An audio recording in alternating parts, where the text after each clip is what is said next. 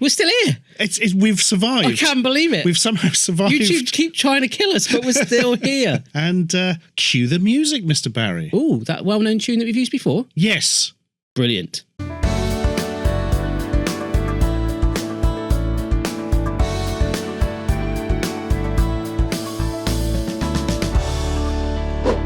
Barshens. Who is this person? This is my mother. Hello, Mrs. Lewis. Is that This good? is No, well, I'm she not. was. Yeah, I was at one time. This is Mummy Barry. This is Yes, that would do. this is Mummy Anne, Barry. and your surname is Rogers. just like Buck. I shall remember it like that. Nice to meet you. Thank you for coming on. So, Mum, we get everyone to sort of give them a little summary about themselves. Obviously, you're my mum, but can you give us a little bit of your life story, like Piers Morgan style, like confession, like just a little intro of you, like where you were born and what jobs you had and that sort of stuff. Okay, so I was born in Bristol. That's And one of the questions on the quiz. is that why you're doing it? got a You're little quiz cheating, coming up, Barry. yeah. You're cheating. He is. I He's do know trying that to one, get though. all the questions out now Yeah. to get the answers, aren't you? Yeah.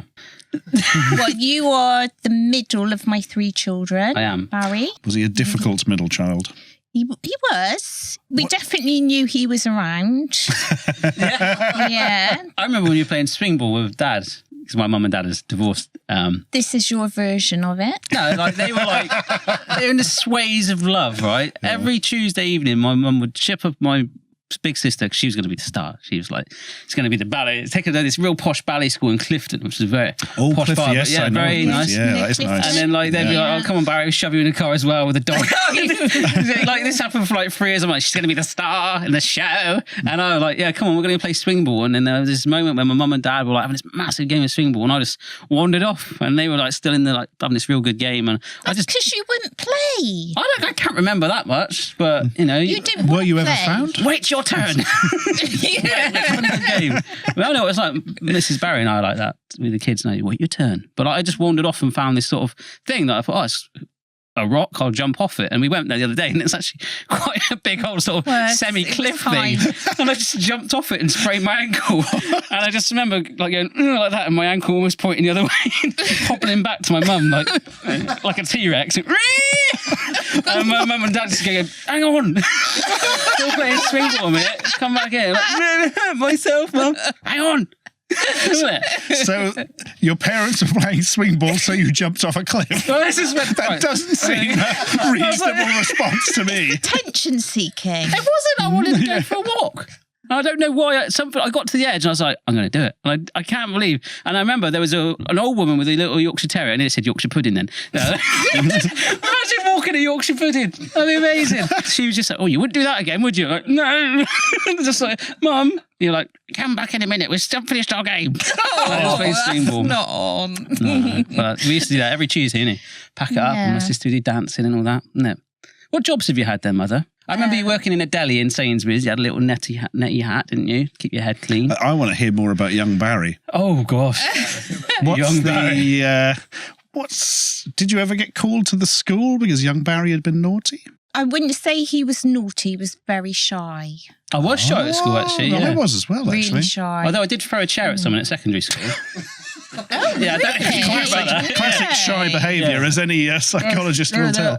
Yeah. I got detention a few times, but it was only for being late and stuff like that. But I remember there was this kid in our class, and every now and then he'd just go like that for no reason. And one day it just like you do. burst. Like the teacher was out the room, and it just annoyed me.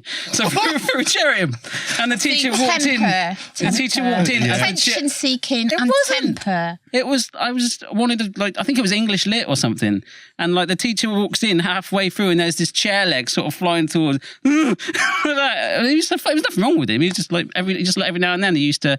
Do you remember Russell? He used to buck-em-doodle-oo. He used to make that noise. That was him. Yeah, buck-em-doodle-oo. Was he a DJ? What? I'm not... He used to get sent out the class, and he'd just go, he'd get up and do like a proper Michael Jackson leg kick and spin and go, ow! And moonwalk out the class. Where did you go to school? The one from Fave? What? He'd do that and just go like, ow! He's like, get out, Russell. And he'd do it like this part of a show. Russell, you are not Michael Jackson. Get out of this room. We were just being hysterics. But I just threw a chair at him one day. I just got annoyed. There's nothing wrong with him. Yeah. But it was after you threw a chair at him, I reckon. This thing where he'd be like, buck 'em doodaloo. Yeah, he used to do it. And then after a while, like everyone in the class would start doing it. Just buck 'em doodaloo. Buck 'em doodaloo.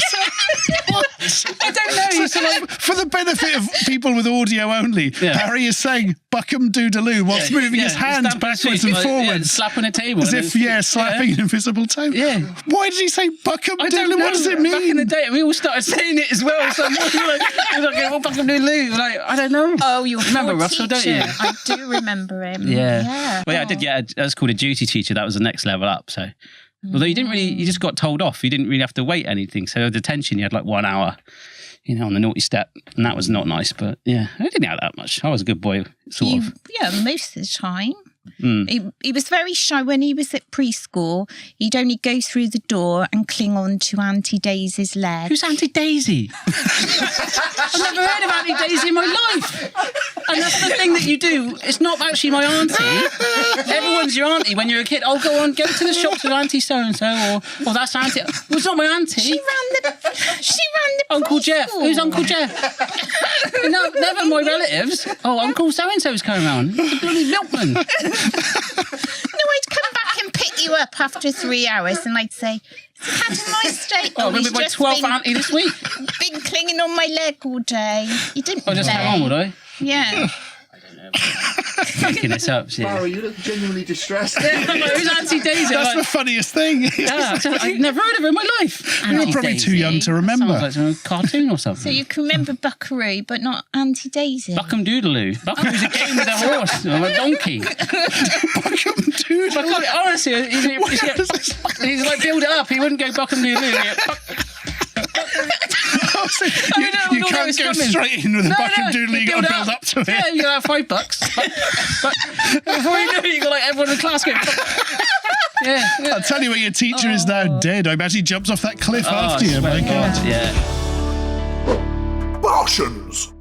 That's bloody Linton. How you doing, mate? Very well, thank you. What's the biggest howler you've ever made editing? Because it'd probably be caught by somebody before it actually went live. You would think almost always that's the thing with editing. It's quite hard to make mistakes because you just fix it, right? But in my news job, I once did delete an entire. Well, 2 weeks in, I deleted an entire day's worth of news. Wow. Oh, Pretty awesome. There's no news that day.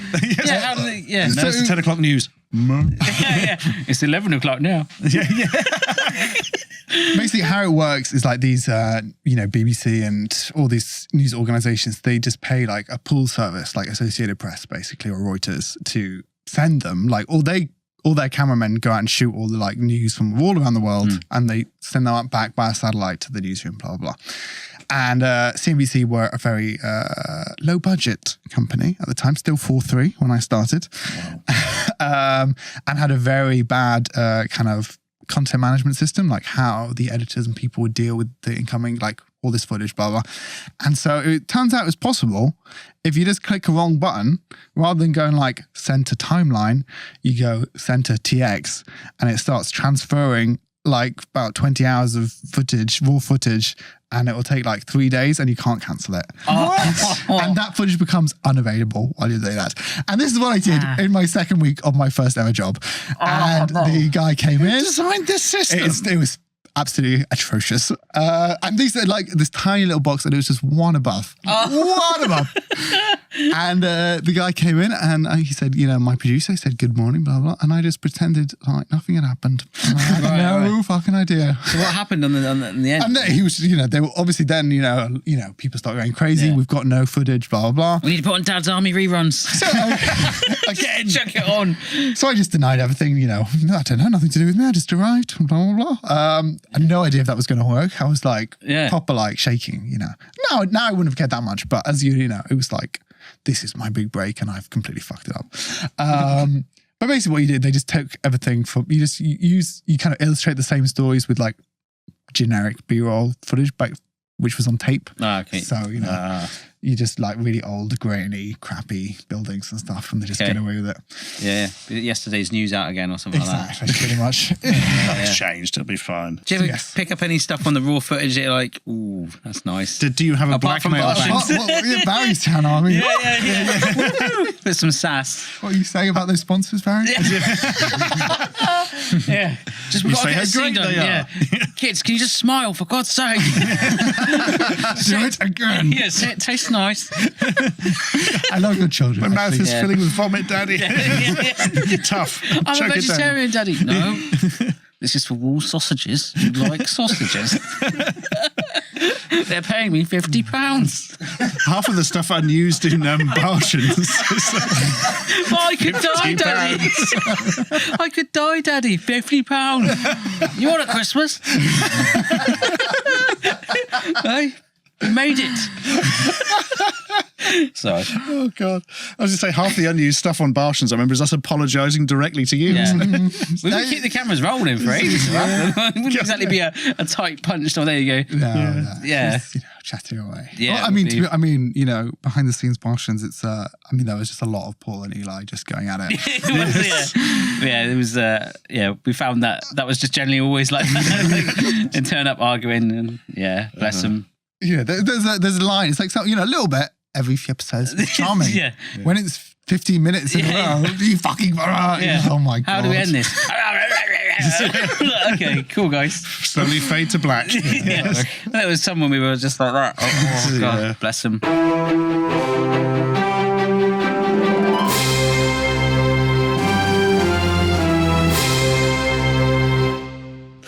This is a proper Bosch article. I hired a builder to fix my roof, but he had a poo on it instead. Oh, beautiful. When you worked for builders, was there a lot of building work stroke poo confusion? There was a lot. Yeah, you'd always try and get in the toilet first thing on site. I mean, I was more of the pen pusher on site, and you wouldn't really go and visit the Portaloos or anything like that. And I do have a story along those lines where we did a lot of council house renovations. Oh yeah, and whenever we had to take their toilet out overnight because we were renovating them, we would put a temporary toilet in place. Oh, I've heard of this. Yeah, yes. and the one of the guys got a bit over enthusiastic, and we fitted the kitchen as well, and he pooed in his sink instead. The next day, the plumber came in and went to carry on fitting his sink, and he was like, "What the hell is that?" And it was literally a shart in his brand new sink, and he decided to climb up on his worktop and shart in his sink. I can only visualize that, and the plumber took a photo of it just because we wanted to make sure we believed him. You've not christened your new sink until you've. Yeah, you've got to get some stain on there. Yeah, I find that's the same for any kitchen appliance, dishwasher. Yeah. Just, I don't like these portable toilet temporary things. They're a bit dirty. I know. do like pulling I'll the handle just on them though. Shit in my sink. Yeah. Climb up and shit in my own sink. And a brand new sink as well. Oh, yes, I suppose. We just put the new kitchen in. It was like, we couldn't believe it. So the subtitle to this headline is amazing. I hired a builder to fix my roof, but he had a poo on it instead.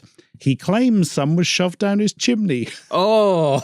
Oh, no, that's not a euphemism. Yeah. Oh. So he's a builder working on their house, and he's literally climbed up and rolled up a cigar. And dropped it down the chimney. He's gone down. He sat on the chimney. and then he did a poo. Yeah. Oh. Wow. A homeowner was left stunned and revolted after he discovered a builder he had hired to fix a leak had defecated on top of his roof. Did he also fix the leak, though? Yeah. Yeah. Well, yeah, I'll give you service 4 out of 5. Yeah. Cracking job on the leak. 4 stars and a poo. Yeah. The 38-year-old dad said he felt he'd checked out the company thoroughly before he hired them to stop a leak in his loft at his home in Skegness. Okay. But he was horrified to discover one member of the firm's staff had left a large pile of feces behind and claimed some of it had even been put down his chimney. Oh. I just misread chimney as chutney. That was a bit of worry. When's chutney? To make matters worse, the grinning culprit had his photograph taken doing the dirty deed Oh. and then shared it with friends. What? I think this is a thing, taking though. a dark turn. When I've had a builder at our house, like, there is that thing, because they never left. They're like, well, they're not coming in to use our toilet, but they used to climb into the back of the van and they'd have a bucket that they would use. And for a wee, obviously, that's not so bad. But yeah, they would shart in it sometimes. And then, don't know where it would end up. It's probably in my foundations of my house. Something to look forward to for the Because you just say, you can come in and use our toilet, mate. Just take your boots off. But like, where do they go? Maybe they just hold it in, like any good person. One photo shows the culprit in the act. I didn't realise the photo of the builder on the roof is actually of him sharting, apparently. Oh, wow. So Not that he's I would literally know, caught but- and he's like, yep, Yeah. This is me. This is This is who I am. We'll deal with it, world. Yeah. the spider's going for it, by the way. Oh my gosh! Yeah, that's We've got a spider in the studio. This spider He's doing a run for it. He is just, he doesn't know what to do with Nah. himself. No, he's got so much room. That's a proper Cockney London spider as well, isn't it? Yeah. Because we've come to Well, London for apples this and today, pears, and it's yeah. like, yep, oil, mate. It's got a bit of a strut about him, a bit like, Well, your camera's a bit squint there, mate. You want me to come in there and just give me a little adjust? Knees up, mouth up, Brad. Mary Poppins on the roof. Like, I tell you what, those tripods are a bit lacking. 8 legs is what you need, mate. 2 legs on a camera, don't make me laugh. Anyone new? I know. Barshens. It's only Mr. Peter Lee, the Nostalgia Nerd. Hello. this is where we need sort of canned audience laughter. Thing. Yeah. Laughter. Haven't even said anything funny yet. You've set the bar too high. You have to pay for that stuff now, right? The nostalgia is right here. There's like Amiga discs on the side. Yeah. I was like, I think they're touched these in years. Yeah. I used to like, stick that in the Amiga. failure rate of those now is horrifying. Really? Yeah, they're all Well, I used to like opening them up because demagnetizing. there's like a little disc in there, isn't there? Oh, yeah, So is yeah. that? Oh, you're gonna Yeah. live destruction ASMR. Oh, what are you doing, you maniac? It doesn't work. Okay. You couldn't even save data to it. Yes. Inside is like a little for the audio people. There we are. And at one stage during its life, this floppy plastic disc was Alien Breed 2 Tower Assault Demo, Disc 3 of Amiga Power Issue 42. The last copy ever surviving. They got on eBay for like 10 grand. I've got like 15 of them in the other room. This is. I touched it and I felt nostalgia. Now I don't know. It's like a little portal to the past, isn't it? You can feel it. You can. People these days, or kids, only know that as the save icon. Yeah, if I show that to my kids, they'll wonder what the heck that is. Yeah, that's the thing you click on to save your document in Microsoft Word. Yeah, I've got a 6-year-old kid, and she would literally eat it. Like, she'd think it's a biscuit or something more than something they put in a computer. I'm not entirely sure I believe that, Barry. I'm just trying to. What else could a floppy disk be? Like, Yeah. I mean, Statue of a save icon. coaster. Coaster these days. Yeah, I mean, there's lots of things in the world people don't understand, though, isn't there? You wouldn't. Welcome to Barshens. You wouldn't just be like, Yeah. Example. I've never seen a fire truck that colour before. Better eat it. Yeah, I think I can eat plastic. It's moving. No, Come back. Oh wow! Hundreds of children hanging off it, consuming just off the hose flapping down the street. I need to save lives, children. We must get to the fire. We can't stop. Oh wow! That I can't get that vision out of my head. Wow. Okay, if you had to summarise nostalgia, Yes. could you in a sentence, in a paragraph? I think nostalgia is about understanding yourself in a way. Ooh, we're A getting bit deep. yeah. Yeah. Because there's lots of things you find joy in when you're younger, and a lot of people lose that joy. And if you see one of these items again, you're like, oh my god, this is amazing! And Like what I just did. yeah, exactly, yeah. And you reconnect with your passion. So maybe you should stop cooking immediately, Yeah. and just make Eat rusks. Eat Amiga discs. Right, yeah. So it is about rediscovering a passion. Yeah. It's kind of because the things you find joy in, we kind of lose, and then when you remember them, you kind of get that joy sparks again. And all I did was I decided that I should probably make that into a full-time thing. Yeah. And And yeah, how do you make that transition from? I mean, is there like a business plan to? Obviously, everyone should do their passion for a job, right? But like, is there a way? How do you even commercialize that with nostalgia being such a memory? I mean, there's obviously a demand for it. I mean, you focus a lot on Just got nostalgia, this right? image of somebody who runs a call centre listening to this podcast, hearing you say, no, they shouldn't. Yeah, this line is now unavailable. Recording Pat Sharp episodes or something. Yeah, I just wonder how you like sort of what made you want to turn it into a business or something. well, I didn't really. I mean, Right. I was kind of running my own web development business, and that was kind of boring. And I had all this stuff festering in the corner, but I bought off eBay, like consoles and stuff. And I thought, well, I should really do something with that rather than keeping it there. Yeah. So I started making videos about it, and I didn't anticipate it would go anywhere. Right. I just wonder, how, like, obviously, Stuart and I, we've been on YouTube. Well, I mean, you were on 12 years coming up for 13 years next month. right. In fact, probably That's a 13 long years time. by Yeah. the time this goes out. So I just wonder if you started a little, And I'm only 12. later than us. Like, if it was harder to get some momentum now. I think I started properly about 3 years ago. Okay. I did some videos before that, but they were bad. Right. And I need to delete them from my channel probably because they are pretty bad. But do you think that in Never itself stop is me. nostalgia? Do I think what? Do you think that in itself is sort of digital nostalgia to show you the journey that you're on, if that makes sense? I think so. I think there's a point where you stop having utter disdain for it, and then you start thinking, "Oh, it's quite nice." Yeah, it's quite got a bit of charm to it. I remember those days. Didn't have the worries. There's always a period of disdain, I think. Like with old consoles, you get you think, "Oh, this console's crap now." Cast it aside, and then 4 years, you're like, the whole lot to game for like 50p. Yeah, and then they sell 15 years later, you're like, "Oh, I really want to play that game again." Now the console costs £300. The game's 50 quid. Yes. That's very true. There's a lot of stores that are making that. I mean, that's their business model, isn't it? Buy and sell, and I mean, people do it with cars and things like that as well. But people do it with many things in capitalism. Yes. It's kind of how everything works. Barshens. Hello, Eli. Hello. How you doing, mate? I'm here, Barshens. Yay! How's it going? All right, yeah. You sound a little bunged up. I am a bit bunged up, and I'm bronchial. I'm on cannabis. What else do you need? What else do you want? Yeah, it's a cracking start. Who is the most famous person you've ever met? Aha!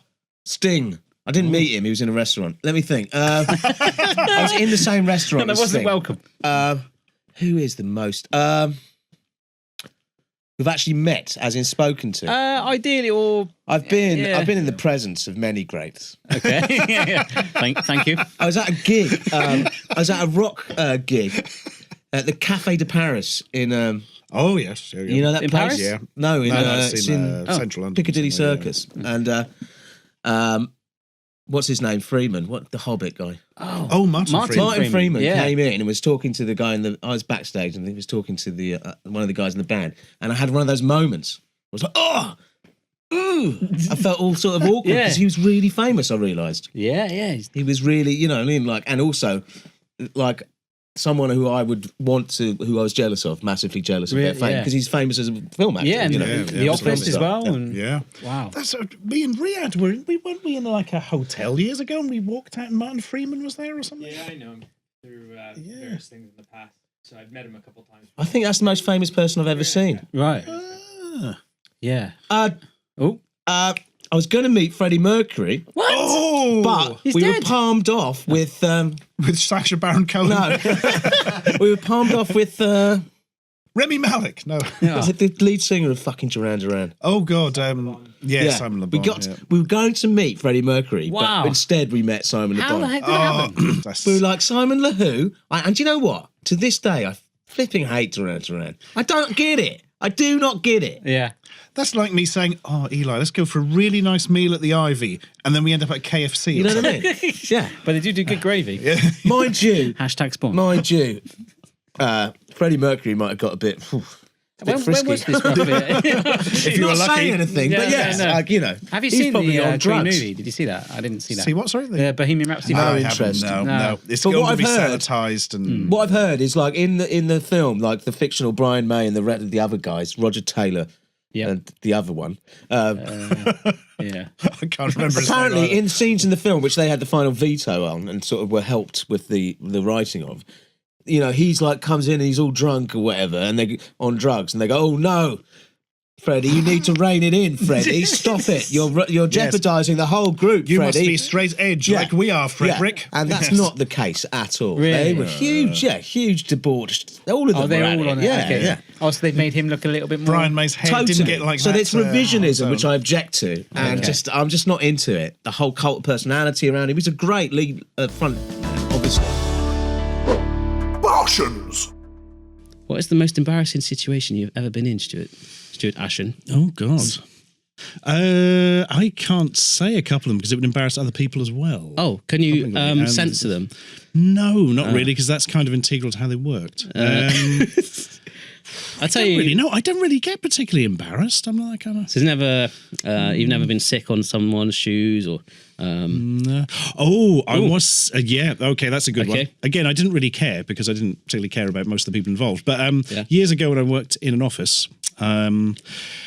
Oh man, there was like a drinks evening and then a meal, and most people went home and came back. But I lived further away, so I didn't. And it was just me, the boss, and like the boss's underling, were very, very dull people. Okay. Like shockingly uninteresting people. I really hope they're listening to this. Yeah, thanks. Yeah, thanks, guys. I love you. No, they're very. And I ended up just stuck out with them for like 2 hours before thinking I was just drinking Newcastle Brown Ale for something to do, far more than I would normally drink. So you were Geordie temporarily? So, yes, temporarily Geordie, yes. I was getting my train ticket to Newcastle and wondering why their metro system has the same logo as Morrison's. It always confuses me. Really? Yeah. It was very, very similar. Anyway. Morris Sings. Do you remember that article? Oh, Morris Sings, and Singsbury's. Yeah. So it's just drinking. It drank far more than I should have. Then we went to this burger place. Yeah. Technically Captain America's in Norwich. I think it's now enough, like 15, 20, probably 20 years has passed, so I can get away with it now. And I was just violently sick on the table when everyone was waiting for the food to arrive. Wow. And apparently the best thing is obviously I left, but they didn't have another table, so they just like cleared it off and everybody had to have the same table with the food on. Man. Oh, that's lush. But that was an experience. Oh, beautiful. Yeah. Well, I can't wait to ask that question to others and see where it leads. And, they might have been in the same room. You never know. Let's bloody hope not. Yeah, I've kind of got two. Like, there was one Nice. when I worked at Quick Save, which I don't know if they still exist anymore. Where I've not heard of them for a while. The health and safety side of how they could put their stock was so poor that they would just literally, if they had it still, rather than going out the back, they didn't have much space, so they'd put it on top of the shelves. You had these like massive ladders on wheels, and we had these like penknives to like slash things open in a hurry. And there's an old man that wanted some self-raising flowers run out, and I was like, oh, don't worry, there's loads up there. I'll collect the ladder. And without thinking, I slashed the bag open, and like literally, it was like a scene from like, I don't know, like Frozen. It was like, I felt like Elsa. I was like, what the? Then, like, so you just got a big knife and slashed it. Why? And I think the phrase is antiquing. I think that was a big thing on Jackass or something a few years back, where literally me and this bloke just got covered in this whole avalanche of like self-raising flour. It was, and I was Please tell me you then looked at it and went, you have to pay for that. Yeah, that's it. It's going to cost you. Make some cakes with that. Well, we were absolutely covered, and there must be some CCTV of that somewhere. Well, I'm sure it's probably got erased by now. And bloody hell. Yeah. So you were just thinking of cutting open the packaging, but actually just went through the whole lot. Yeah. I mean, you were just randomly raving a big sharp knife around. Yeah, we've got these like little, pretty sharp knives just to open cardboard boxes, because normally it's in cardboard box. I just didn't even think about it because it was in like just like a brown parcel wrapper. You know what I mean? Yeah. It's all baggage like that. And I thought, right, and I ended up like slitting open in a diagonal, like 10 big kilo bags of self-raising flour. I just remember this moment of just seeing this sort of like, and this old man in a flap cap just like getting coated. How was he afterwards? Was he pissed off? He was quite apologetic. I mean, he was apologetic. Yeah, I know. Because I was sorry for asking for the flour. Sorry for my. Please don't hurt me anymore.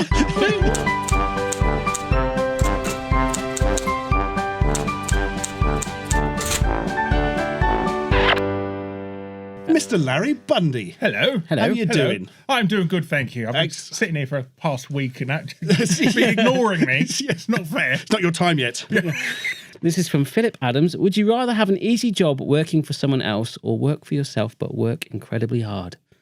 Haven't we all kind of answered that one by doing it, really? Yes. YouTube is. I think YouTube is hard though. Yes. There's that perception. A lot of my friends are like, oh, you just put up like 7 minutes of videos, and it's like actually 10. It's hard though.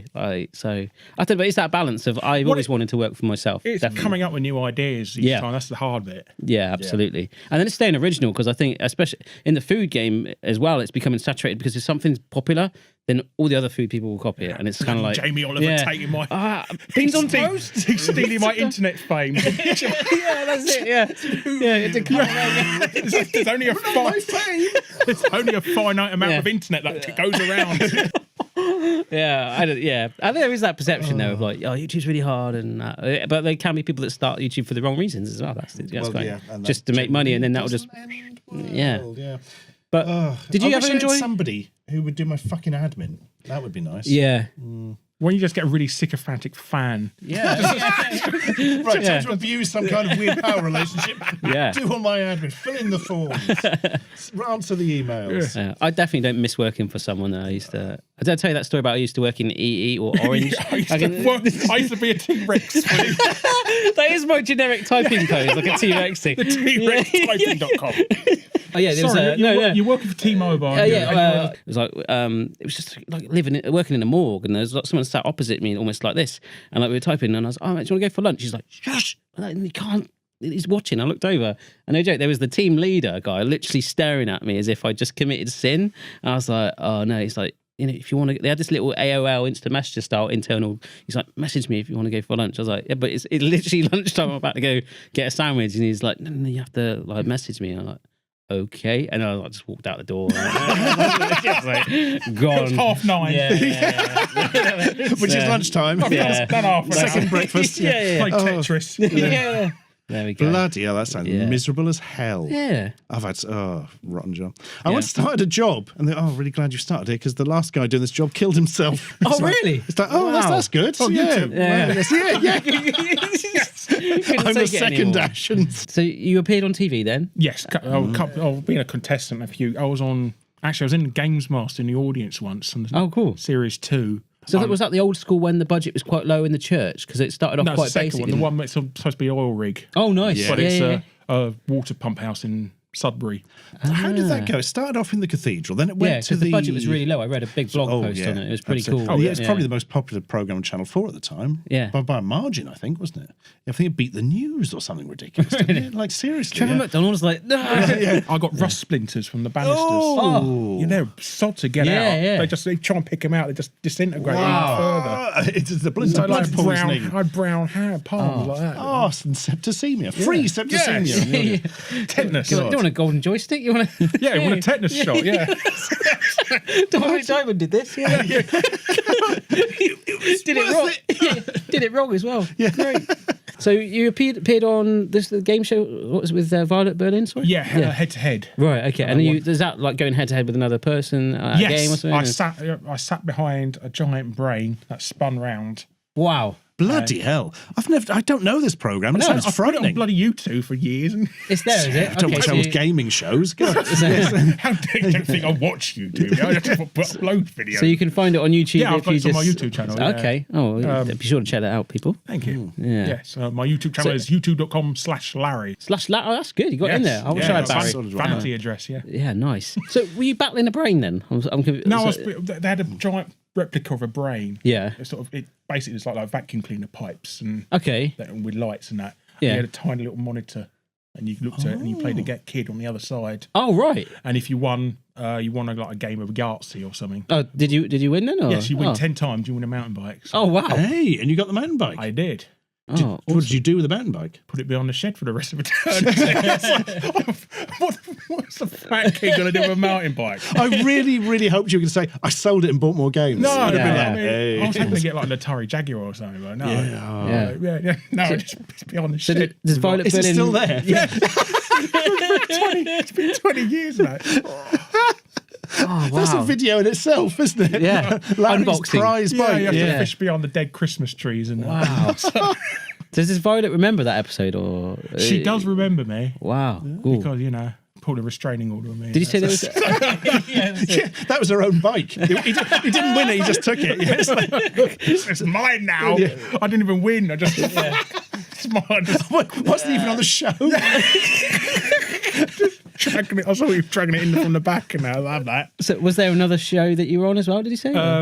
Did you Games Master? No? I was on a show called The Games Republic. Oh, nice. Which was presented by Trevor and Simon. Oh, man. Trevor were they Simon. the Swing Your Pants guys? Yeah. Yes. Oh, wow. And I got in the right mood with them because they got all the questions wrong.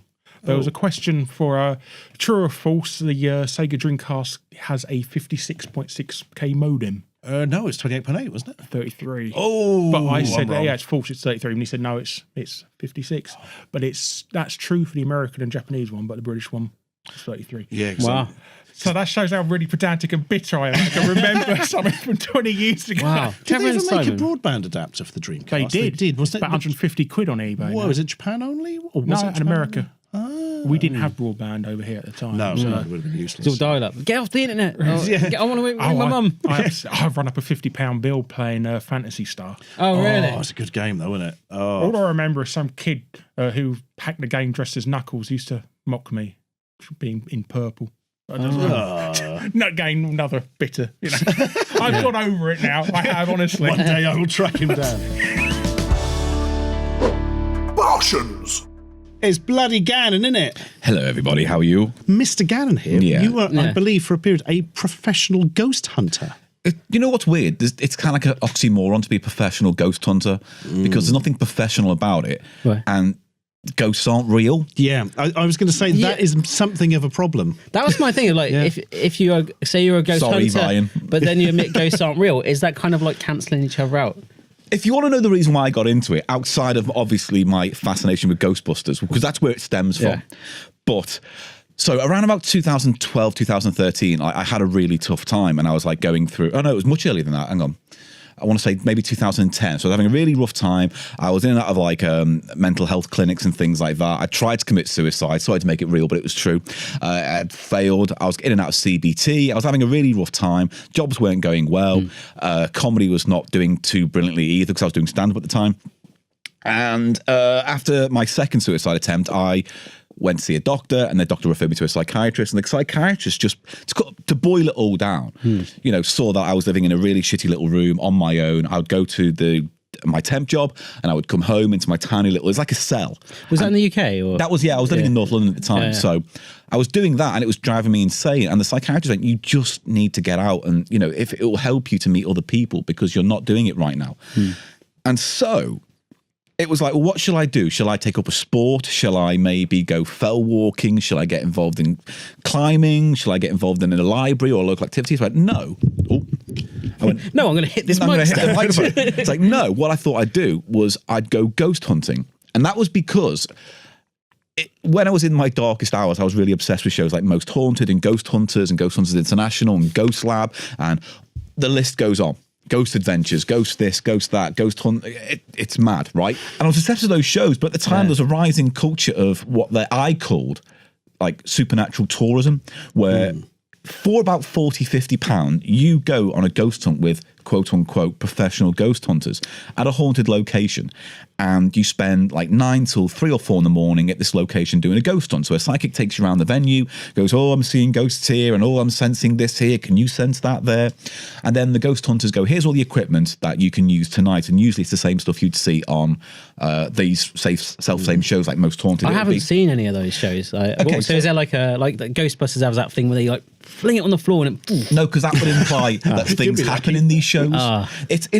Ghost hunting shows are a masterclass in making you watch an hour of nothing on the promise of 30 or even 10 seconds of something. Yeah. And so Most Haunted was the first of its kind of that kind of mold, because in the 70s and 80s you had your kind of supernatural TV shows and documentaries. Remember that Leonard Nimoy one? Oh, yes, that was everywhere, wasn't it? Yes, and you know, all those kind of... No, but he did a kind of ghosts? Spooky science ghost show in the 70s. You know, anyway. So all the tools that these ghost hunters use were in the show. So it's things like a K2 meter. What that effectively does is it allows electricians to find wires in walls. Because I've got one of them from being kid. Yeah. I have one, but one set up as a ghost busting device. Or ghost hunting device. Yeah, because they just rebranded it. Because the thing is that people use them on a building site to look for wires when they're drilling or whatever, so they don't blow. But also the same technology, and this is where I can go down a rabbit hole, but basically they believe that ghosts generate electromagnetic frequencies when they come through. They, you know, that's part of the... When they say batteries on cameras and phones die out when ghosts are nearby, it's because they're drawing the energy to appear. Is that why my iPhone's getting less and less battery charge? Yeah, that's it. Ghosts. Ghosts in it. So when you're in a haunted venue, you've got a K2 meter and it's flashing. It's reading that pulse of EM. I can't remember the bloody word, but anyway, that electromagnetic frequency, EMF. So if you're in a haunted location and it flashes, it means you're either in a room with a ghost or you're in a room with a fuse box. Okay. I think Eli mentioned this to me. He's like, wouldn't it be clever if a ghost hid in fuse boxes? You'd never know. So anyway, you go on these ghost hunts and you get all these toys. You get night vision goggles thing. You get hearing enhancers, so your hearing's improved by 50 decibels in the dark, where you can wave it around. So they really enhanced that. So never walk up behind a ghost hunter and go, ah! Yeah, I've done that. Hilarious. I've also had it done to me. Hilarious. The Most Haunted is the TV show with Yvette Fielding. Where they go ghost hunting. I remember seeing clips of it and stuff. Yeah, and it's definitely not a fake show. Okay. Yep. They definitely don't fake anything on that show. I've heard many stories about how they don't fake it. I could tell you stories, but if this episode you want it to go out, I shan't legally be able to tell you.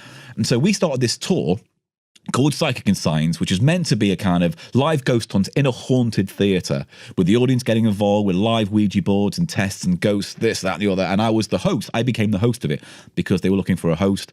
And they said, well, Paul, you've done stand-up and bits and bobs of TV and radio. Would you like hosting it? So I was like, no one knows who the fuck I am, but all right. How many people did you say... Did you ask this to first? 7. They all said no. All right, I'll do it then. You know, it's one of these kind of things. Thanks, guys. Yeah. It was in a theatre where people were like just a normal show where they come and sit down, but then you had them stand up, walking around. Like, So that's right. the Cool. basic show was I would come out, introduce all the people who were on the show, and that was 2 ghost hunters who were part of the paranormal group I'd worked with called Denise and God, I've forgotten her husband's name. That's bad. Anyway, Dennis. Dennis. Denise and Dennis. Denise and Dennis. And then there was Richard Felix, who'd been on Most Haunted as the historian and therefore knew all the backstory to all the haunted locations they were at. And his job was context for the venue we were at that time. And then finally we had a psychic, and it changed a few times over the course of the run, depending on availability. But we had Chris Conway, another guy, and Derek Okora, famously. For a few big shows. I've heard of him. He was the big name one. Oh, okay. Yes. Yeah. Sam as well. Yeah, Sam. Sam. Again. I reckon I can put this out because it's conjecture, but Sam, his spirit guide, Derek Sam Okora. is a spirit. What's a spirit guide? Right. So to help speak to the spirits, to help speak to the spirits, Derek Okora has a psychic spirit guide who helps translate ghost talk. Okay. And this isn't a physical person. Okay, this business is, manager. I also. believe it's meant to be like a Native American who somehow lives in Liverpool when they met. But didn't think that one through, did he? Oh, Bloody well, hell. this is in the one from Waynesville too. T-Hawk from Super Street Fighter looks like a Native American, but he's actually Mexican, you see? So you never know. Yeah. You never know. So the story goes is that for some reason this spirit guide's called Sam. And we're like, where did Sam come from? But people in the know that Derek Okora's favourite movie is Ghost with Patrick Swayze. And what's the character called in Ghost that he plays? What, you mean the one called Sam? Yeah, Sam, that one. that's right. So there's people who go, oh, when he invented this spirit guide, he called it Sam based on his favourite film, Ghost. So there you go. Right. My God. So, didn't Derek Okora upset the production staff and they kind of outed him as a fake or something? What was this? It was a massive setup. I mean, it gets a bit he said, she said. But apparently when Most Haunted kicked off and became a huge success... This is big, right? Yeah. Yeah, Still going now? It is still going now. It came back to, not UK Living, but Really? Why can't they just call And it's big TV over the pond channels? as well, yeah. Like ITV1 or... There's not a channel really, actually called Really? Yeah. There's a question mark on the end. Yeah, I hate it. Anyway. So big in the US as well? Or, Big in the US. But when Derek Okora became the breakout star of it, because he was quite, odd guy, it was set up within the Most Haunted family to get him out. So they set him up because when they did live shows, they were scripted. So it was like event happens at 11:30 live. Okay. The event was never mentioned in the script. It was just event happens or incident happens. Okay. So for drama Derek and, Okora and moving a picture or something, is it? Yeah. Or, He was used to turning up and there'd be some kind of script about how the night was going to go, even if he didn't know all the details. So one day they just set it up where Kieran O'Keefe, the ghost hunter at the time on the show, basically set it up where he dropped all these fake clues about this character called Kiefer or something. A very strange name. Catheter. Yes. It was weird. Billy Catheter. Billy Catheter. He never lets the He was a truth wee leak. lad. So to boil it all down, basically, they dropped all these clues that he picked up on Derek Okora, and then it was like, haha, we faked all that. Get off our show. But basically, he was fed the exact same bullshit they would always feed him, but this time it was set up for him to fail. Oh, wow. So they tried to boot him out like the Games Animal guy on Games Master or whatever it was. Was that exactly the same spin-off? That's far more complicated. Right. Yeah. That involved real ghosts. Oh, really? Yeah, it did. Booze. Yeah. Oh, Yes. okay. And booze. There's a story. Yes. Barshens. We have Phoebe, Hello. who is, how old are you now? 11. I thought so, yep. Mrs. Barry, aka Becky. Hello. She's my wife. And then Chloe. Hello. And you're 7, aren't you? Yes. There's a little favourite of Ryan over here that he's got a Twitter account, right? And it's called Kids Write Jokes. Okay. And I thought, I don't find these funny, but I tell my dad jokes on previous episodes, and these guys haven't found them funny. But for some reason, this account, they're kids that have written jokes and they tweet it. Okay. These guys love it. And I was just wondering whether kids will find Kids Write Jokes funny. So can I tell you some jokes from these? Go on. You do one, I'll do one. Okay. What do you call a banana with its pants off? Nudie pants. Why is that funny? Why are you doing that? One of us. See, you're like me. You got one, Stu? I have indeed. For some reason, my thing was cancelled, but there we are. Right. What? Oh my gosh! What? See, we love these, and Barry never gets any of them. But the fact you don't get them makes it funnier. Oh, yeah.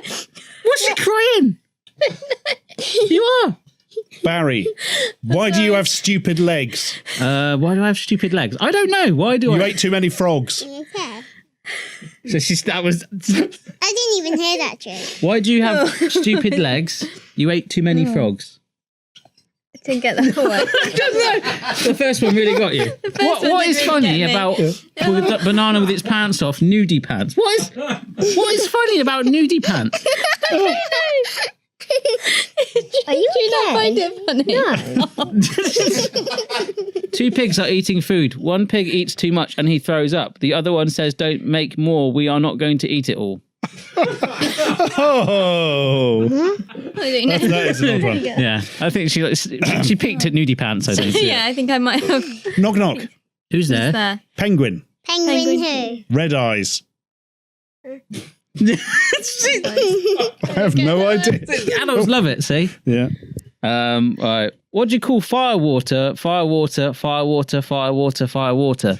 I don't know. A pattern.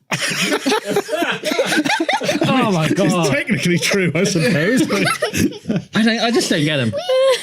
What did the Xbox say to the Wii? Don't know. You're old and I am new. I get that as a factual comment. It doesn't work as a joke particularly well, does it? Why every time when someone says a joke, you're like, Because I have to process things. I'm not that smart, Chloe. Takes him a while. Yeah. Normally it takes me a long time. Oh, I got that now. Do you have a favourite joke? I don't guess it, but I'm just laughing. Oh, you're feeling dead air, Chloe. That is Barshens in there, yeah. Yes, yeah. I'm feeling dead air for you. Have you got a favourite joke? What do you call cheese that's not yours? Don't know. What do you call cheese that's not your cheese? Natural cheese. Oh, right. Oh, Barry intercepted. King of the dad jokes. Go on, I'm going to go for one more of these. What's a witch's favourite food? Don't know. A bowl of teeth. What? That'll do for that. David Attenborough said that. I would believe him. I'd be like, does that David Attenborough do a lot of stories about witches? What is a witch's favourite teeth? That's my best voice. I can't hear. How's that sounding, Alec? All right. Very strange. You sound a bit like Winston Churchill.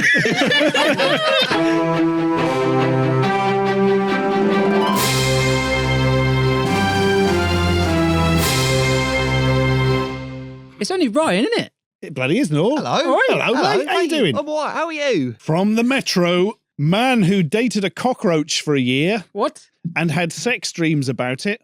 Says humans aren't as attractive. How is this news? You date a cockroach. Bloke is weird. Film at 11. You date a cockroach and then have sex dreams about it. Yeah. As if it's a dream, so the cockroach isn't even there physically. Right.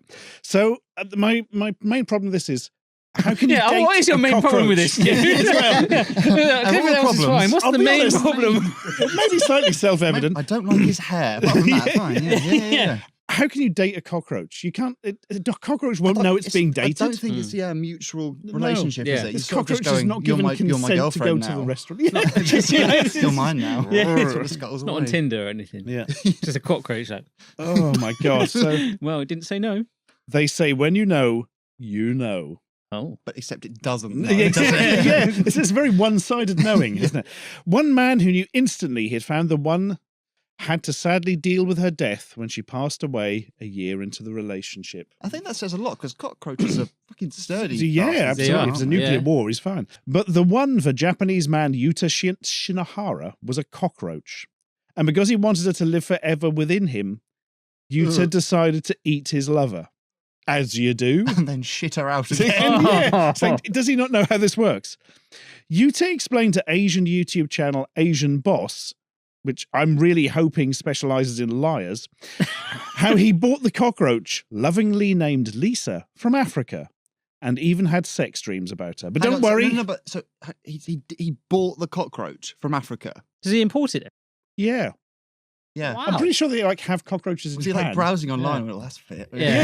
Fancy Like that a mail one. order bride, but with a cockroach. Something's gone horribly wrong with my Tinder, and it's only showing Set the radius 1,000 miles. cockroach only. Your preference. Just anything that can survive a nuclear I thought war. I meant metaphorically. Wow. But don't worry, he didn't attempt to do the deed in real life, as you know, the size doesn't fit. No. Nature lover Yuta is somewhat of a bug connoisseur in Japan, where he's made a name for himself in insect cuisine. There's some videos coming up here. You do a crossover, maybe. Well, they do reckon bugs are like going to be the new thing, aren't they? The new trend of like eating snacks. High protein. Yeah. You get a lot of deep fried ones, but I don't know. True enough. He has organised events serving bug cocktails, insect pastries, and ramen with crickets and mealworms. He even has a favourite tree that he calls Heaven. It's just getting more and more bizarre. A tree called Heaven. Relevant. This is just random words. This has been written by AI or something. That he enjoys napping on.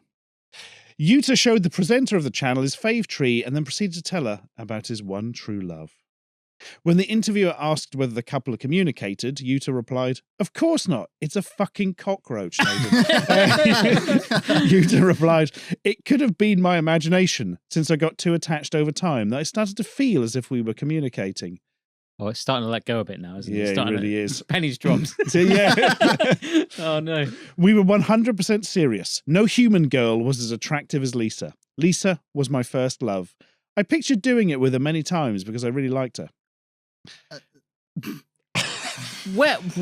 I know it's impossible, but I imagined a world where cockroaches became supersized. Or Oh, I like Men in became Black sort small. of style. It's like the worst supervillain origin story ever. Yeah. The one even Marvel wouldn't film. Their love Makes child sense. comes back for revenge, you know. But sadly, all good things must come to an end. And a year later... Was it good, though? Yeah. No, I think it's quite the opposite, really. Wasn't it? And a year later, Lisa died naturally. Cockroaches have an average lifespan of 1 year. Oh. So they survive a lot of things, but they just don't live that long. for ages, cockroaches. The day she passed away was difficult, but I knew it had to come since she was a cockroach with a short lifespan. Well, at least he was practical about it. Back on Tinder, So then. then, yes. With that in mind, I ate her in reverence. Oh, raw. Hey, and did he eat her before she died? Oh, is that why it's she gonna happen died? Sometime. I think it's like blubbering as he was eating it. Like, it's like, I love you. It tastes so good. It's not you, it's me. I just can't help but eat it. Yeah. Oh You my never God. replied to my text. Like, I'm a cockroach. I bought you that iPhone. But I'm pregnant. So, Jeez. so now Lisa lives in my heart and continues living as part of my body. Yeah, it's his bowels. and that's he's that's now not how this. Shut it out. Good God. Though he is still getting over Lisa, Yuta is focusing on his appetite for bug cuisine, hoping it comes into mainstream fashion in the future. Did he start the appetite for bug cuisine after eating Lisa? I was like, hang on a minute. Yeah. This is pretty magically good. delicious. Yeah. Who knows? Maybe he'll find love again making his next dish. Love Anyway, again, make it- okay. here's the full thing. What? Oh, I see, and they've embedded the YouTube video. Oh, sure. All right. Wow, that's I mean- an occurrence. Before we do anything, please just tell the audience how you heard somebody pronounce Christina Aguilera the other day. Oh my goodness. Okay. So I was in a queue for a car park. Yeah. And it was really hot, so all the windows were open. And I think it might have been Candyman actually came on. And some bloke, this is going up to the Castle Mile car park in Norwich, went, that's a bit of Christina Aguilera, isn't it? Chris Tuna. Chris Tuna Aguilera. Chris Tuna Anglehera. That could be like a name of like a singer anyway, couldn't it? It could be, yeah. Chris Tuna and the Fish. Aguileras. Just a fish that's like a Billy Bass in a dress. Yes. Barshens. This is Mr. Alec Plowman. Hello, Stuart's local friend at your service. My friendly neighbourhood ploughman. Okay, Whoa! Bloody hell. That was under attack then for a second. AKA the Move us cheese further board. back. Yeah, I still have some feelings about that nickname. See, that was going to be one of the initial podcasts that we did to follow on. Yeah. There's a story about that. We did do that podcast. We did, because Alec is indeed the sound recordist for the podcast. And we brought him on early and we had a really nice chat.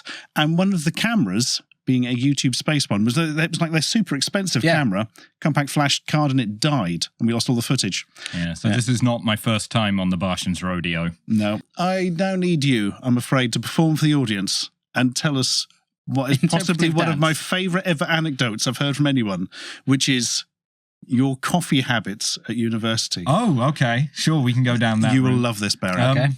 So when I went to university at the tender age of 18, with a very innocent and unpolluted mind and not much knowing of the world, I'd only just a Nigerian prince emailed me. Oh, yeah. What are these trains? It's like a cloud. Steel horses. Yeah. So I went to university not. That's when I started drinking coffee, was just before I went to university, maybe the year before. So I didn't know very much about caffeinated beverages. And in our university, like in our, I don't know, in the food bit in the canteen, they had these coffee machines that were self-serve. And I somewhat naively I didn't know what an espresso was, and I assumed that was just black coffee. And I thought, these machines are rubbish, because every time I go up to them, it only gives me a dribble of coffee. What a rubbish, broken machine. So for about 2 months, I would go twice a day. That's far longer than I thought. And as well. top up. 2 months. Yeah, seven espresso shots into a mug. And I would drink that in the morning and then in the afternoon. And then, of course, about that's 14 shots of espresso a day. A couple of weeks into this, I start getting like palpitations. I've not slept. And I've not slept for days, and I'm in a real state, and I'm getting like tremors and shakes, just random twitches and things, and like having a problem. And so I'm a couple of weeks into this or whatever it is. I say a couple of months. It must have been a couple of weeks, because otherwise I would have died. It is. And I go out with a friend to a cafe, and I order an espresso, and this little thing comes, and it's quite a fancy cafe. So I go, God, they're probably stingy in here, mate. This is ridiculous. And he goes, you know what that is? Oh, it's a coffee. He goes, it's an espresso. It's a concentrated shot of caffeine. I went, oh. And I was like, this explains everything. And then had to spend about 3 months weaning myself off caffeine. Wow. Because, It was a slow come down. Yeah, because I couldn't go for like more than an hour without a caffeinated drink, because I was completely tweaked. You must have been wired. Yeah, I really wasn't, like I was, in a proper state. Did you do all your essays in the first 3 months and take the rest of the year off? Yeah, like it was, I just sat there, shading my essays till like 4 o'clock in the morning. Like, yes, knowledge is mine. Wow. Yeah. What's the most embarrassing situation you've ever been in? So, right, last time I was on here for the one that didn't happen. I can't actually remember anything we talked about. I told her. Yeah. Was there anything interesting? No, this was really interesting today. Mostly bollocks, mate. Just cheese. Yeah. We actually had a cheese board. There I told a really rubbish, embarrassing story about me being drunk at university that wasn't that embarrassing at all. And then on the train home from that session... Oh, yes. I had a recollection of what my actual embarrassing story was. So I will tell it now, because this is the real... I feel like you're prepping us. Like, are you sitting comfortably? So when I was I started my first paid rock journalism gig. With that paycheck, I decided I'm going to get something really meaningful. And by meaningful, I mean completely flippant and useless. I just remembered this. So I went out and I bought one of these big belt buckles, because being friends with rock people, everybody was into these big belt buckles that they had on. What is it about a belt buckle? Yeah, I don't know. Well, everybody else had them, and they had them for like bands and things. I knew people who would be like a branded, like like the rock, like had Led a big, Zeppelin ones, and I knew people who had Batman ones, they were like and stuff like big, that. Big ass. Well, here's the thing, because they all had their band ones, and I'm like, I'm going to take this a step further. So I went on to a website, and I saw that they had, and this is a reference that's going to go way over your head, Barry. Okay, they normally do. Yeah, they had a Boba Fett belt buckle. Boba Fett is a character from Star Wars. Yeah. He's the guy with the helmet, isn't he? Yes, the helmet plays a key role here. So it's a grey helmet, that one, isn't it? Greedy, green with sort of. Yeah. He flies. He's got a jetpack. I've seen a clip of him. Yeah. Okay. So the belt buckle was Boba Fett's helmet. And I ordered this and I was like, oh, that's going to be great. I'm going to show up all my nerdy rock friends by having a Boba Fett belt buckle. That's obscure enough. That's awesome. Now, I ordered this and I assumed that it was flat. You would have thought that a Boba Fett belt buckle would be flat because it's a belt buckle. Why would it not be? Only it arrived and firstly, it was made of pewter, so it was really heavy. And secondly, it was a 3D mold of the front of Boba Fett's helmet, the first half of it, that was about this big. I need to just Google Boba Fett. How big is that for the audio people? I don't know. Probably about 10 centimeters. Well, maybe, I don't know. Well, it was of enough of a size that it looked less like a belt buckle and more like a crotch ornament. So it's like a proper with the wedge, the black bit in between as well. Yeah, so I paid a considerable amount of money to have this shipped from America. The ship from America, it probably weighs like... Yeah. So I got it, and I'm like, oh God, this is ridiculous. Was it even a belt buckle? I don't know. It could have been a helmet. Like maybe a ceramic mug or something. Something your gran has on her wall, like with the plates. Yeah. It's my Boba Fett one. But I'd committed to this, and I was like, wow, I spent so much money on this. I'm gonna wear it. So I walked around with this ridiculous crotch ornament on my trousers for a few weeks. Did your trousers keep falling down due to the weight of it? You would, because one day I was getting off the bus on Earlham Road in Norwich. So I stood up and I walked off the bus past a bunch of mums with pushchairs and old ladies who were all looking at me in abject horror. At your belt buckle? Well, is it like, so one would assume. That guy is cool. I'm like, a lot of Empire Strikes Back fans on this. So I'm perplexed by why all of these people are just kind of staring at me like that. So I just turned around to them and I went, hello, and walked off the bus. And I'm like, what's going on? And I'm like, I got off the bus and it's like, I don't know, it's a June day. So I'm like, it's cold, isn't it? Why is it so cold in June? Yeah. Why is it so cold in June? And I looked down to discover that the weight of my Boba Fett belt buckle, as I had gotten off the bus, had pulled down the top part of my trousers and had also caught on my pants and pulled down the top part of my pants. So I had stood up and effectively exposed the top half of myself to a group of young mums and grannies while getting off the bus. All because of an incredibly... Crime Stoppers. Oh my God. All because of an incredibly heavy Boba Fett belt buckle. I've forgotten the end of that story. Oh, God. Yeah. So that's insane. And now I just wish I could forget it. Yeah. So then I promptly took off the belt buckle, put it in a drawer, and have never seen it again since. So you still have it? It's still out there somewhere. I don't know it's where. Out there. Yeah. Strike again. Yeah. The legends were true. You don't lose a Boba Fett belt buckle. No, you don't. It stays with you. Barshens.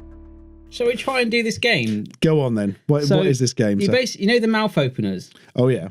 I came up with a quiz very last minute with Mrs. Barry, and I got her to read out a shopping list. Okay.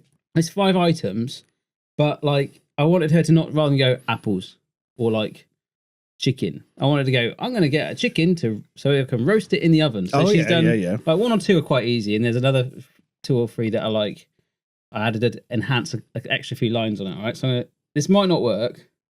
Okay. And that's just a little. Oh my God! Yeah. Audio people, you're lucky. Yes. Check out the YouTube video. Yes, please don't stay with the audio, guys. You can Trust just imagine someone with a mouth opener. Yeah. That's wow. Right, are you ready for this? I'll try and get the audio good. Just make sure I play the right video. There might be a little chuckle of me at the end. Hi, Dad. Lazy apples. An apple pie. Yum. Something apples for an apple pie. Yum yum. Brown cooking apples. Bramley apples. Do you want to hear it again? Yeah, go for it. Is the audio all right? Yeah, like a dream. This is off my iPhone. This is. Hi, Dad. Lazy apples. An apple pie. Yum. I can't get the hazy apples. I can't get the word before. What I got was I like brown apples when I'm high on meow meow. Catnip calendar. I get one last time. Hi, Dad. Lazy apples. An apple pie. Young, young. He said hazy. I said hazy. I said hazy. I thought this was the easy one. So I tell you what. Any idea, guys? The end is definitely for an apple pie. Yeah. Yeah. Five red rosy apples for an apple pie. Ah, you got it. Yes. Does it count? He's got headphones. Yes. Yeah, that's true. Right. Yeah, that is exactly what it is. There you go. Very good. We're not playing for anything, by the way. Right, ready for this? Sorry, I was enjoying my chair too much. A good quality safe, so I can see flour and 18 cakes. Something about 18 cakes or something. This is not actually an ingredient. This, if you think about when you go in the supermarket now, there's general things that you might buy to help cooking. Like a recipe book. Or a utensil. Okay. Okay. But then she might mention an ingredient to use with that utensil. Okay. So I'll play it again. A good quality safe, so I can see flour and 18 cakes. A good colander so I can sift flour? Close. A good sieve so I can sift flour? All right, keep back that. A good quality safe, so I can see flour and 18 cakes. A good something sieve. Yeah, it sounds like a colander sieve, but it's... What about Alex? A good quality sieve. Oh. You can tell this guy mixes sound. Like, this is, yeah. Yeah. I didn't say on a banana that I sliced to go on top. Nutritious. What? Nutritious. I can't remember. I've got something a note about of a what she banana said. that she sliced on top. Similar, yeah, very good. I need to actually double check. There are lice on top. Okay, let's skip that recipe. I didn't say on a banana that I sliced to go on top. Nutritious. Look, I've had enough of your wife's anti-Chinese racism. In a minute, she puts the mouth opener in, so we start doing it. She sounds perfectly normal. Yeah, it gets harder. That's a great comedy sketch. Somebody talking like that and put a thing in. It's like, oh yes, I'm so funny. Yeah, go to the dentist. Sorry, we're hi. Yeah. Oh god, there's something and a banana, an apple and a banana. Yeah, sliced banana. One more. I didn't say on a banana that I sliced to go on top. Nutritious. Why does that get funnier every time? I don't know. Honestly, it took us so long to do it. She was like, I don't know the first bit. I'm not getting that, I'm afraid. Alec? I am way off here. I've got critics say I should slice a banana to add on top. It's not that. Just on commode and mayo. It's Weetabix cereal. And the banana, which I'll slice on top. Nutritious. Yeah, it makes perfect sense. Barshens. It's Paul Rose, a.k.a. Mr. Biffo. That's me. Oh, thank you very much. Is he our first guest? We've applauded. First guest? First guest. Is he our first guest? Have we had many guests? A man From Gloucestershire. I happen to know that Mr. Biffo doesn't like Pringles because of the texture. Yeah, Really? I don't know how I know that. I How genuinely do you know don't. that? I don't know why that's stuck in They're my a head. bit dinosaurish. I just feel processed. At family events, if we have like a barbecue or something, I always buy a load of Pringles and then the nice crisps because I know the kids will go for the Pringles. Yeah. So I use them as a kind of way to kind of lure the kids away from my nice crisps. They're quite addictive, I think. Like once you like the phrase, you can they literally just like straight down. I bought some the other day because they're now making them out of rice. Rice Pringles with weird flavours. And we tried weird flavour was it? Yeah. chicken tikka masala, which was sort of a little bit too accurate in the taste and not that good, and some sort of hoisin duck. And I think I was like those. Yeah, and they were very spring oniony. They were both a bit shit. Oh, okay. You're not a fan then? No, sorry, Pringles. If you want to sponsor us, You got a like Pringles tab just there. Like, just blurred out, hard cut. Fucking hell, it tastes like shit. But I can't stop eating them. New Gary Lineker. Like, oh god. Yeah. Swimming in them. Like, oh. The Pringles challenge. See how many you can punch. Yeah. But you can do the duck thing, can't you? The Pringle. That's the other good thing. If you That don't is like true. the taste of them, there's not many other crisps that you can make a duck face with. So That is true. Remember that, people. They must put them in a mould because Pringles. Have got they that. are. They're very pro. Yes, it could be in all mushed up and the arch of someone's shoe, maybe. That would do it. Top of their mouth. Yeah. It is a very, There's so many Pringles HQ. He has to get the. there's a whole production line of people. with a mouth open. They put mashed up processed potato in there. Then get some sort of pestle in there. God. It takes 6 hours for it to dry. We did get a robot in, but it just wasn't the same. Yeah, it tasted good. You know that chicken nuggets only come in 3 shapes. Yeah. I have 4 shapes. Four I've actually been there and learned how they do it. I've been to the belt, the ball, the ball, the boot, and the bumper. yeah, the anus. That's my favourite. Yeah. This is probably what 50% of the chicken is, to be honest. Yeah. The rest is eyelids. Yeah, I don't want to talk about it because I did do a video with McDonald's and I said to them, I will only legitimately put this on my channel if you let. I've seen that. Oh, have you? Now that you mention it, yes. It was a teeny, like with some brand deals, they do script it and stuff like that. And I said, look, I don't mind saying a few lines what you want me to say, but I will only put it on my channel. I won't get the fee or anything if I don't agree to what I see, or so when we first went into the factory, it's all like washing your hands, boots, and all that stuff. Literally nothing can get in. You can't even breathe. Right. And they showed me, this is the chicken. It comes in, and I was like, yep. So where did that chicken come from? Was it a live chicken? No. You're vision that this is one chicken coming into the factory. I mean, they did This is the chicken. It's huge. Just slices bits off it. Like there's kebab shops, and just carving it off. We need more anaesthetic. The chicken's waking up. Yeah, it grows back within like minutes, so they just keep shaving it. Yes. Sorry, vegans. That's not bad attention, actually, ever-grown chicken. But no, it just comes in like this. And I could tell on the day as well that they completely like, we've got someone who's filming, we need all the staff, because they had like 4 people like picking up a chicken breast and inspecting it, going like that. And like one of them looked like he actually cared, and 3 of them definitely did not do that for a living. He was just like, so I had to edit that clip out. But I was like, no, we've got to be on set in half an hour. I said to him, like, well, there's a step before that. Like, where does that chicken come? I mean, that's not a chicken, They're like, but what happens is a supermarket a farm will have a chicken, and then they'll sell like the legs to someone, and then that factory for the McDonald's nuggets has bought the breasts effectively. So they'll another supermarket like Morrison's will go, right, we're going to have the carcass because then we'll make our stock out of it, and then the legs, the wings, some might go into pulled pork stuff. You get in the frozen aisle. So every bit of a chicken. Yeah, pulled chicken. Great secret there. And lamb flavouring on the chicken. Oh yeah, so some mythical beast in McDonald's was making up. But it was pretty cool because it literally did grind it up, and then there was some machine where seasonings went in. But literally, it did. That was what actually were they?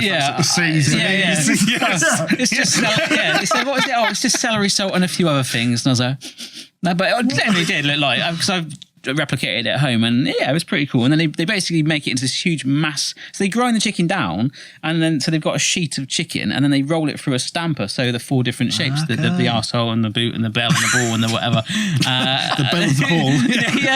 And then it just gets recycled and kept being used back up. So when you do bite into it, and you think, it is kind of chickeny. But it's never going to look proper chickeny because it's chicken that's been mashed and then put together to be chicken again. And they freeze it, and then they part fry it, and then they freeze it again, and it's like crazy day.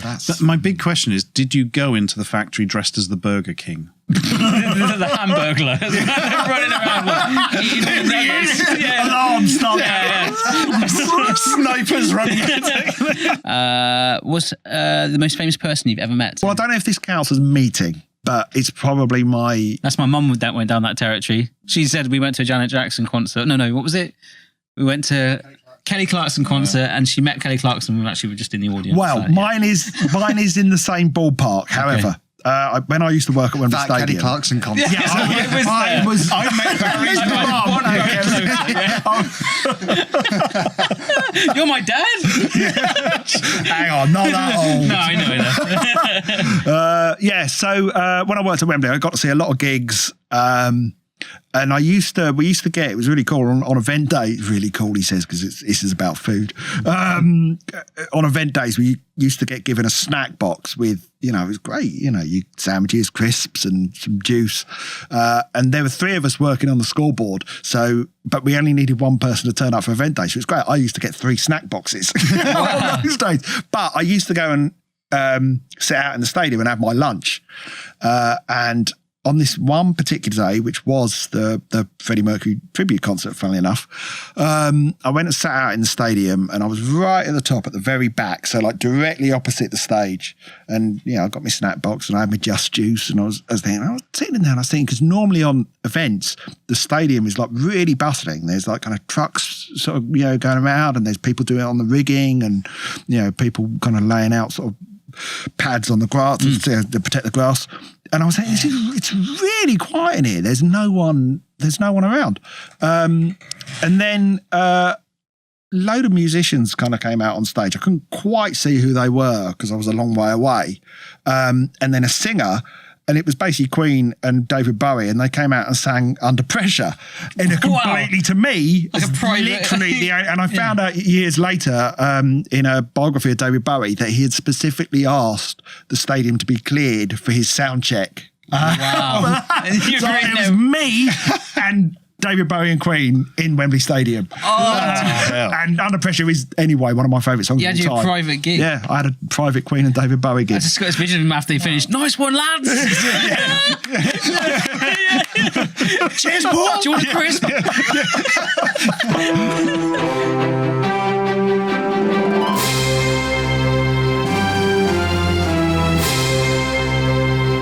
Indeed, it's bloody Dan Tomlinson. How you doing, mate? I'm not too bad. Emotionally hurt now. That's a bit emotionally hurt, but I guess that's the desired effect. That is. Yeah, you can go now. From the New York Daily News. Nice. Indiana cop.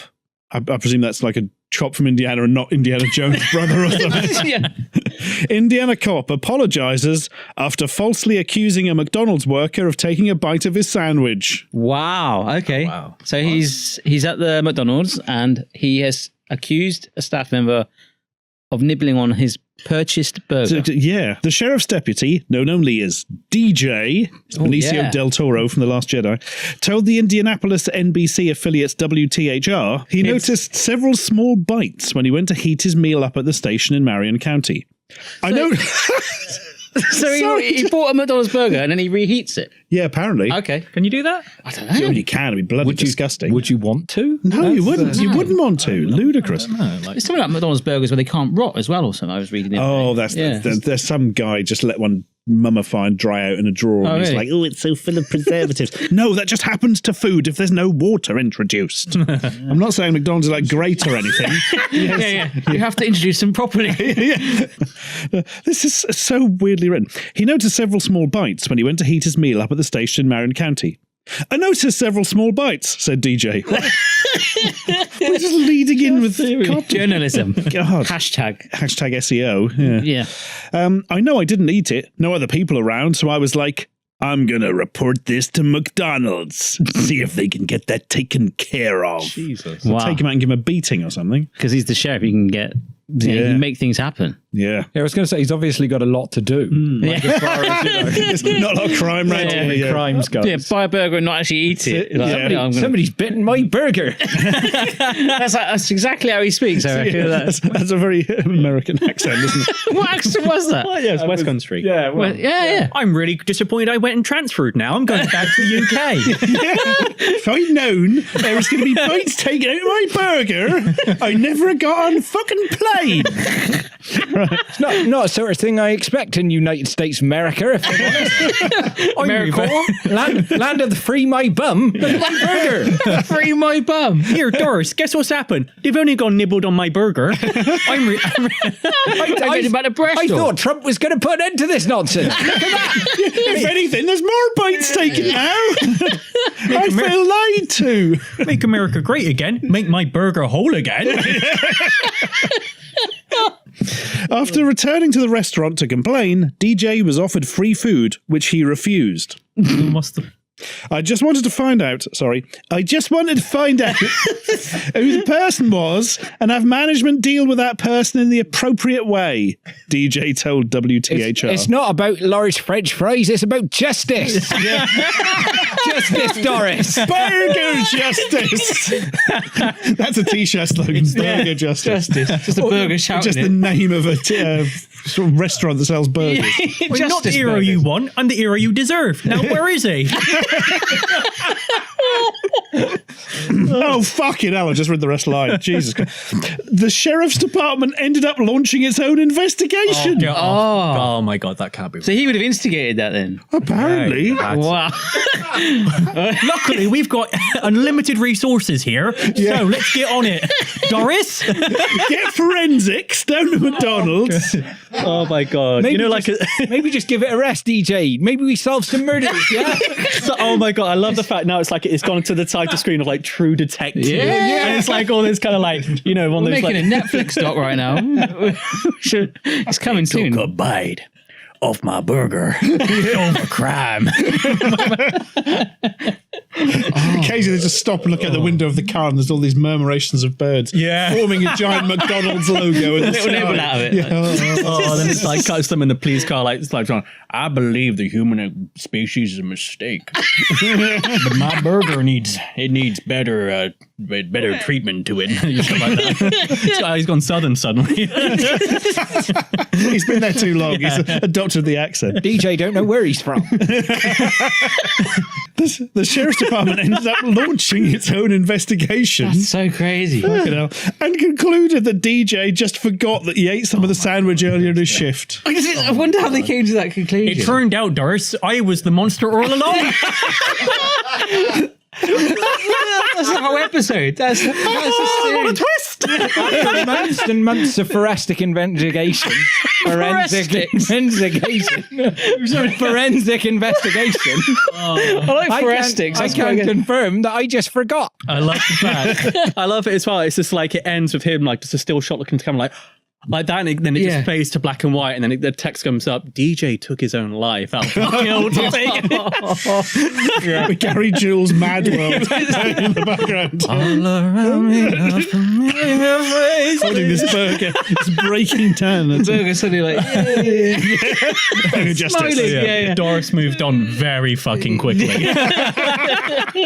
The employee took a bite out of the sandwich upon starting his shift at the Marin County Jail, then placed it in the refrigerator in a break room. He returned nearly 7 hours later, having forgotten that he had previously bitten the sandwich. They had CCTV, didn't they? Yeah. Imagine. So this was time disparity there. So 8 hours later, he went back to McDonald's and said, But he's already launched the investigation by then. Yeah. 7 hours. That's amazing, isn't it? So DJ's been causing so much shit about this burger that they've had to launch an investigation. Then somebody watches the camera and just sees him take a bite and put it back in. Oh dear. DJ stands with desk job. I tell you, DJ should be fucking fired. I tell you that right. Technically solved his own case though, so you know. He's technically the worst and the best detective that ever existed. Solves his own crimes he's created. Commit your own crime, solve your own crime. It's like a Scanner Darkly, but just more fast food related. I tell you right now, Captain, I may be incompetent, but I get results. And the shits from too much McDonald's. Oh, good God. Barshens. Any closing life advice other than farm I got pitting? one. Again. In the wild, there was a man called, actually 2 men called Stuart and Barry. I don't like this story, it's scary. And they seen a sock. Right. And they decided to make their own YouTube channel and did that as their logo. Oh, the sock. Yes. The sock. We should interview the sock one day. Yeah, it would just be Eli going, hello. We forgot about him as well after about episode 2, I think. Probably in your drawer somewhere, isn't it? Though? Yeah, I don't know what's happened to that. I've moved house since then. Because originally Eli was going to be the sock, because he just became Eli. It was so similar in character anyway. Yeah. Anything you want to add then, Beth? Any closing advice? Phoebes? Oh, no, not that I can think of. Never give a baby black fruit. Never tie a shoelace in a revolving door. Never eat purple fish. Never eat purple fish. Never eat fish that have like eyeballs. Okay. Well, they all have eyeballs at some stage. No, don't eat the ones where they just come like their face. Oh, I see. Never. Okay. I understand. You can tell it's time for their tranquilizers. So, all right. Thanks for coming on, family. Thank you very much. Wander around London now, Appreciate it. and we're going to crack on with some more episodes. So, don't get lost in London. And don't forget to visit that London place. What is the pinnacle? What's a good one that's free? I'm trying to think. Buckingham Palace. I mean, that's basically where the Queen Science lives. Museum, Natural History Museum. They're free. Is it? Yeah, but they're that's free. a lot of time. Yeah. The War Museum, yeah. The favourite of young girls everywhere, the Imperial War Museum. Sounds exciting. Yeah. See what? The War Museum. You like empires and wars, don't you, kids? I do. Oh, yeah. Come on, Kimu Sabi. Over the top. What's your thing on? But you're going over the top now. Oh, sorry. Yeah. Oh, you should be. What is your little thing on your phone? On your WhatsApp? What is your statement or your? Oh, I changed it now because Daddy got funny with me. Wait, she's got a phone now. That's the third person. She's got an iPhone. It was. Nice, your Etch sketch. It was. It's unbelievable. War is a delicate thing. What's that? War is a delicate thing. Yeah. It's a catchphrase. That's a WhatsApp thing. Like, instead of hello, I'm on WhatsApp. War is a delicate thing. It's like you 11-year-old petal, like giving life advice to like a family on WhatsApp. War is delicate. Why is war delicate? Go on. No, it's because there's this book What series. is delicate about tanks and injuries? Yeah, but it's just like Some flesh wounds, some life-threatening. No, so there's this- Worse. I've seen things that you'll never see. There's a book series. yeah. Sold. Barshens. Please, sir, introduce yourself to I the am myriad people. I am James, otherwise known as the gaming muso, and otherwise known as the bane of most of YouTube's life at the moment. Who's just annoying everybody. That annoying guy on YouTube. So yeah, there's a lot of those. Yeah, I'll put my hand up to that. We're working on that. Originally, I was born in Liverpool. Well, you would right. never know that because I hide the accent extremely well. And if I really put the Scouse accent on, I sound a lot like Dave Lister from Red Dwarfs. I do. Well, that's always a positive. Yeah, let's be honest. when we were at Play Expo the other week and I was there with Nostalgia Nerd doing my Red Dwarf impressions, he's like, that's actually a very good impression. I said, well, yeah, I am from Liverpool. So if I can't imitate a Scouse accent when actually being from Liverpool. What would Craig Charles have said on Red Dwarf? Can you give us a line? And like for the this is for the audio people anyway. Oh, yep. Rimmer, proper dumplings. Proper dumplings when they're properly cooked to perfection. Proper dumplings should not bounce. Yeah, that's pretty good. I thought the lamb was a bit of a flop, though. The lamb! Everyone thought the lamb was the cheese. So, yeah. Go on, Barry, do Rimmer. Hey, man. I can't remember Red Dwarf. Is he the one with the H on his head? Yes. He was a Geordie, wasn't he? No, he definitely was not a Geordie. No. God, Geordie Rimmer. Sounds like a footballer. It's just Geordie Norwich. Sounds like a northern lavatory disinfectant. Or or a sexual pest. Be on the lookout for the Geordie Rimmer. I think that's the next article, isn't it? Oh my god. So, well, it's time to pimp yourself before we go. So is there, I have a question. obviously, Before we go, I want to hear a bit of Frank Sinatra and Jimi Hendrix. Frank Sinatra, some Nat King Cole. Into Jimi Hendrix. Okay. I want to see the transition. Nat King Cole. You can pimp yourself in the style of singing. Actually, that would be where they can find you. There you go. What an outro.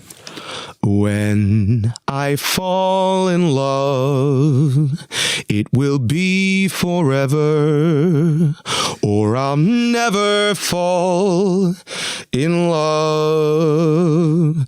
In a restless world like this is, love has ended before it's begun, and too many moonlight kisses seem to cool in the warmth of the sun. Do do do do. Purple haze all in my brain. Lately things they don't seem the same. Acting funny, but I don't know why. Excuse me while I kiss the sky. Doon doon doon doon doon. Someone pass me my guitar. I need to set fire to it. Put it down my head. You got to imagine I have an actual guitar. That was amazing. Thank you. Thank you very much. That was very good. Thank you. Very, very kind. I'm sorry if I overloaded the microphone, James. It's a tendency to do that.